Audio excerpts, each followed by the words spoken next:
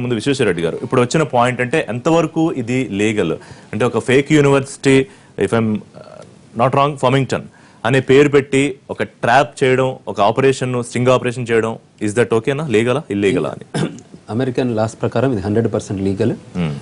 national interest is important for America always India కూడా Indian interest ప్రకారం India కూడా ఆపరేషన్లు చేస్తుంటాయి మనకు పాకిస్తాన్లో వెళ్ళి మనల్ని కూడా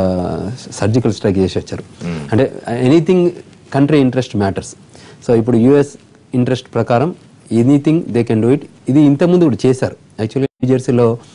నార్థరన్ న్యూజెర్సీ యూనివర్సిటీలో ఇంతకుముందు చేశారు 16 చేశారు చేసి ఇది ఒక మోడల్లో ఐడెంటిఫై చేసి ఒక 24 మందిని అరెస్ట్ కూడా చేశారు అప్పుడు ఇది హోల్ ప్రాసెస్లో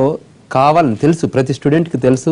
దే ఆర్ డూయింగ్ మిస్టేక్ ఇది అంటే వాళ్ళు ఫేక్ యూనివర్సిటీకి అప్లై చేస్తున్నారని తెలుసు అంటే యూనివర్సిటీ కాదు సేమ్ డే వన్ సిపిటి అన్న దాని మీద తెలుసు అది యాక్చువల్గా అది unlawful presence day one CPT అనేది చేయడానికి ఎందుకంటే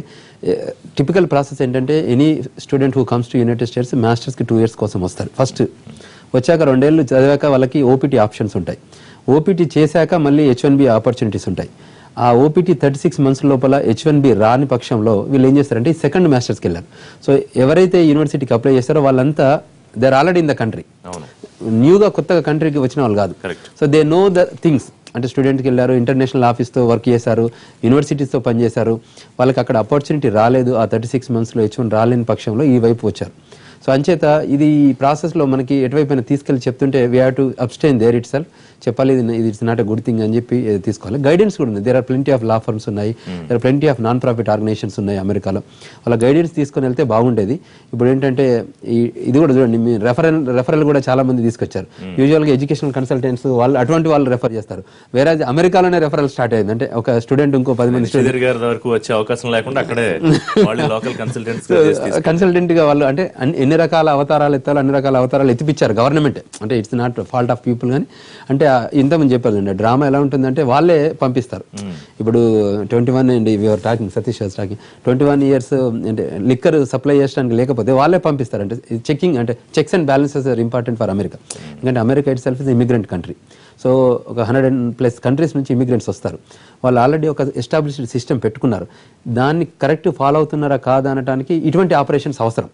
ఈ అవసరం ఇది లేకుండా ఉండడానికి ఉండదు ఎందుకంటే ఒక కంట్రీ ఉండి ఒక ఫాలోయింగ్ లేదు కదా నేషనాలిటీలో వాళ్ళు చూస్తే మా ప్రెసిడెంట్ ట్రంప్ గారి wife is an immigrant so ఇమిగ్రేషన్కి వెల్కమ్ చెప్పారని కాదు at the same time illegal immigration accept చేయరు సో ఇల్లీగల్ ఇమిగ్రేషన్ ఎక్కడ జరిగినా కూడా ఆర్ అన్లాఫుల్ ప్రజెన్స్ ఎలా ఉన్నా కూడా ఏ యూనివర్సిటీలో ఉన్నా అంటే యూనివర్సిటీ బయట కూడా మనకి ఈవెన్ H1B ప్రోగ్రామ్ ఉన్నప్పుడు కూడా ఎంప్లాయ్మెంట్ ఆపర్చునిటీ లేకుండా వాళ్ళు ప్రాపర్గా వర్క్ లొకేషన్లో లేకపోయినా LCA ప్రాపర్గా ఫుల్ఫిల్ చేయలేకపోయినా అటువంటి ఇష్యూస్ వచ్చినప్పుడు కూడా అన్లాఫుల్ ప్రజెన్స్ అయితే they have to come out of the country and మళ్ళీ లోపలికి వచ్చే అవకాశం ఉంది సో అటువంటి ఆపర్చునిటీస్ యూటిలైజ్ చేసుకోవాల్సిన అవసరం ఉండేది ఈ పర్టికులర్ యూనివర్సిటీలో జరిగిన సంఘటనతో అయితే చాలా అందరం ఇబ్బందే ఉంది వాళ్ళు అక్కడ ఉన్న వాళ్ళకి కూడా చాలా ఇబ్బందే వాళ్ళ ఫ్యామిలీస్ ఇప్పుడు మీరు చూడండి ఇక్కడ స్ట్రగుల్ అవుతున్నారు వాళ్ళు అక్కడ ఉన్నారు తర్వాత ఇప్పుడు